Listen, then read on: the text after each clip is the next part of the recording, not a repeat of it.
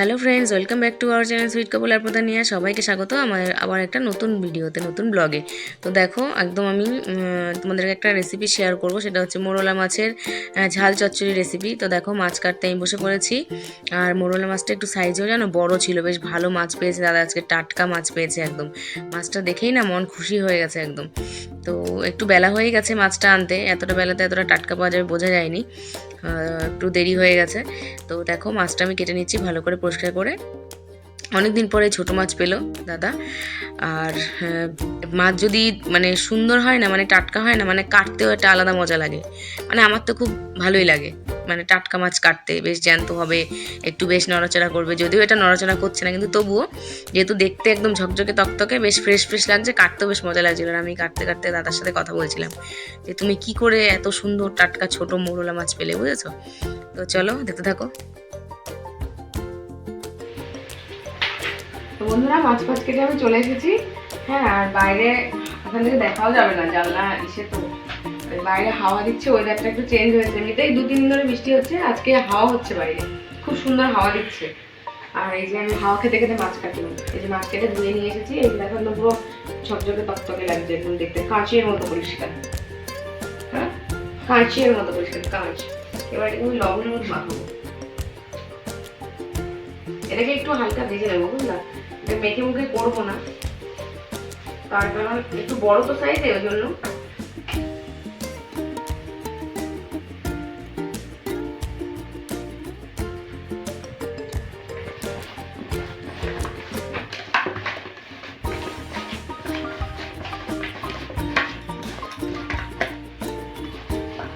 অনেকদিন পর এই মোরলা মাছ খাচ্ছি, অনেকদিন পর। আর দেখো, কড়াইতে তেল দিয়ে দিয়েছি, ঠিক আছে? তেলটা গরমও হয়ে গেছে, তাকে ধোয়া উঠছে তেল থেকে। আর এখানে আমার মাখাটা, লবণের মাখাটা কমপ্লিট।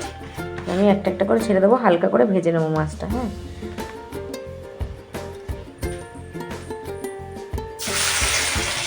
আমার এই ছোটো মাছ খেতে খুব ভালো লাগে, কিন্তু সচরাচর তো পাওয়া যায় না খুব একটা।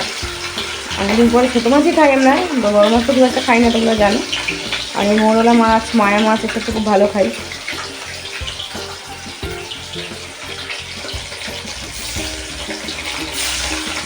কারা কারা আমাদের মতো এই মোরলা মাছ, ছোটো মাছ খেতে ভালোবাসো, কমেন্ট করে বলো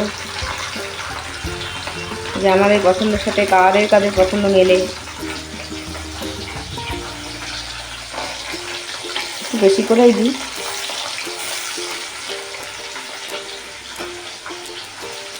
আর আমি মাছটা ভাজা হতে হতে মাছের জন্য মানে মশলাটা কেটে নেবো। পেঁয়াজ, লঙ্কা, আদা, রসুন রসুন কেটে নেবো। আমি পেঁয়াজ, লঙ্কা, টমেটো দিয়ে করবো মাছটা, ঠিক আছে? তো চলো, এটা হতে হতে ওটা কেটে নিই, নাহলে এটার কাছে বসে থাকলে দেরি হয়ে যাবে। কারণ এমনিতে দাদা মাছ নিয়ে এসছে দেরি করে। আর তার থেকে বড়ো কথা, একটু বেলাতে গিয়ে দাদা টাটকা মাছ পেয়েছে, মানে এটাই বিশাল ব্যাপার, বুঝেছো? তো এই মাছটা পেয়ে দাদার অন্যদিকে তাকাইনি, বলেছে না আজকে এই মাছটা পেয়েছি, এটাই নেবো। তো চলো, আমি মাছের মশলাটা কাটতে শুরু করি। গ্যাসটা নিভিয়ে দিলাম। এই দেখো বন্ধুরা, আমি ভেজে নিয়েছি মোরলা মাছটাকে, দেখেছো? ঠিক এরকম অল্প ভেজেছি, খুব একটা বেশি ভাজিনি। তুলে নিচ্ছি, হালকাভাবে ভেজে নিয়েছি। সব মাছগুলো আমার ভাজা কমপ্লিট হয়ে গেছে, ঠিক আছে? তো আমি সব কিছু কেটে নিয়ে চলে এসেছি। আর বাইরে বৃষ্টি শুরু হয়ে গেছে, ঠিক আছে? ভাবছিলাম মনে হয় বৃষ্টি হবে না, কিন্তু বৃষ্টি হচ্ছে। আর গরমও লাগছে, কি বলতো, বৃষ্টিটা কমে গেছিলো কিন্তু গরম পড়ছে, তো যার জন্য বৃষ্টি আবার হতে বাধ্য হচ্ছে, এরকম ব্যাপার। তো আমার কাজ সবজি মানে মোটামুটি কেটে নিয়ে চলে এসেছি। আর মাছ তো ভাজা হয়েই গেছে, তোমাদেরকে দেখিয়েছি। আর দেখো, আমি একটুখানি আলু দিয়ে করবো। মাছটা যেহেতু কম আছে, আলু না দিলে একটু বাড়বে না, বুঝেছো? তো দেখো আমি কী কী কেটেছি। এই যে এখানে পেঁয়াজ কুচিয়ে নিয়েছি, এখানে টমেটো নিয়েছি, আর এখানে আছে আদা, রসুন, লঙ্কা, ঠিক আছে, পেস্ট করা। কিন্তু এই যে পুরো এক বাটি ভর্তি দেখতে পাচ্ছ, অ্যাকচুয়ালি না ওই মশলাটা নেওয়ার পরে তোমার এই বাটিটার গায়ে এখানে করে পেস্ট করা হয়, এই বাটিটার গায়ে মশলা লেগেছিলো, যার জন্য ওটাকে জল দিয়ে ধুয়ে নিয়েছি বলে মানে এতটা মনে হচ্ছে, ঠিক আছে? পুরোটা কিন্তু অ্যাকচুয়ালি মানে এই ধুয়ে ধায়ে এটুকু হয়েছে আর কি, এটুকু আমার লেগে যাবে।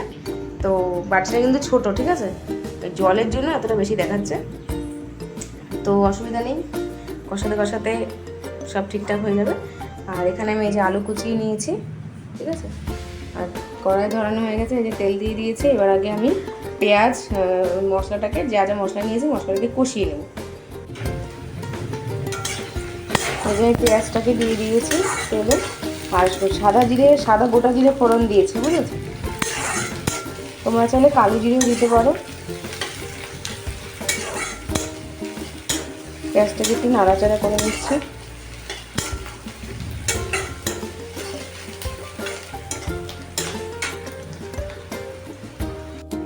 এবার আমি এর মধ্যে লবণ দিয়ে দেবো। লবণ এখন অল্প দিলাম, পরে দেবো স্বাদ অনুযায়ী। আর হলুদ দিলাম, নাড়িয়ে নিই।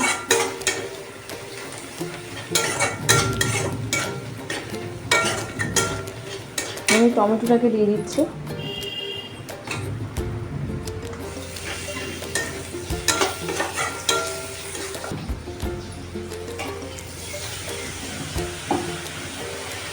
জল দিলাম তার কারণ মশলাটা কেমন শুকিয়ে শুকিয়ে আসছে তো, তাই।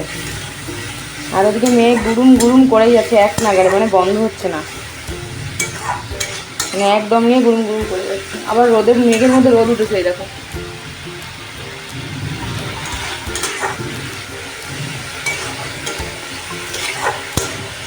জল দিলাম, জল দিয়ে একটু নরম নরম হয়ে গেছে, এই দেখো। এবার আমি এই মশলাটাকে দিয়ে দেবো।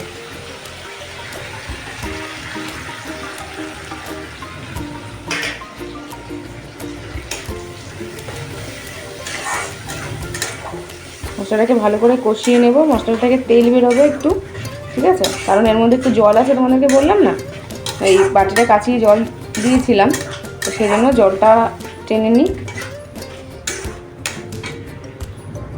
এই দেখো মশলাটা জল শুকিয়ে, দেখো যে উপর দুপুরে দেখো তেল উঠে এসছে, ঠিক আছে? এই যে কষাতে কষাতে তেল বেরিয়ে এসছে।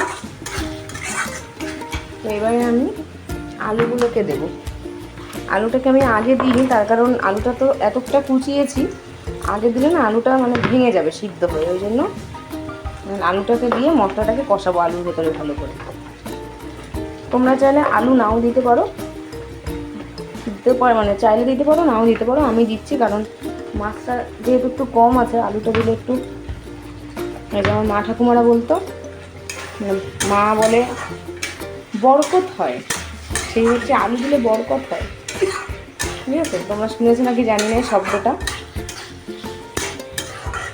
আলু দিলে তরকারি একটু বাড়বে, মানে মাছটা একটু বেশি বেশি মনে হয়, বুঝতে পেরেছো? এই জন্য আলুটা দেওয়া।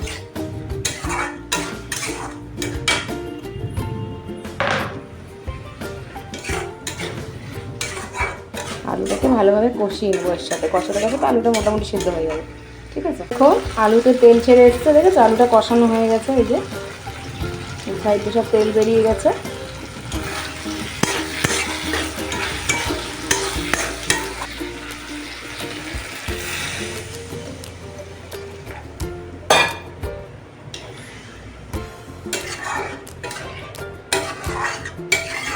আলুটা দেখো সিদ্ধ হয়ে গেছে, আর এই জলে বাদবাকিটুকু সেদ্ধ হয়ে যাবে।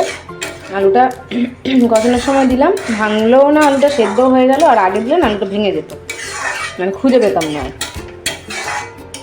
তো জল বেশি দেবো না, ব্যাস জল এতটুকুই, ঠিক আছে? জলটা ফুটে আসবে, একটু কমে আসবে, তারপরে আমি মাছগুলোকে দিয়ে দেবো। মাছগুলো দেখতে কি সুন্দর লাগছে, মনে হচ্ছে ভাজাই খেয়ে নিই।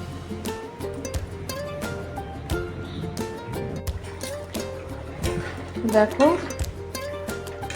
ফুটে উঠেছে ঝোলটা, আর কিছুটা টেনেও গেছে, ঠিক আছে? মাছটা আমি দিয়ে দেবো। আমি একদম পুরো শুকিয়ে ফেলবো না, একটু ঝোল ঝোল রাখবো।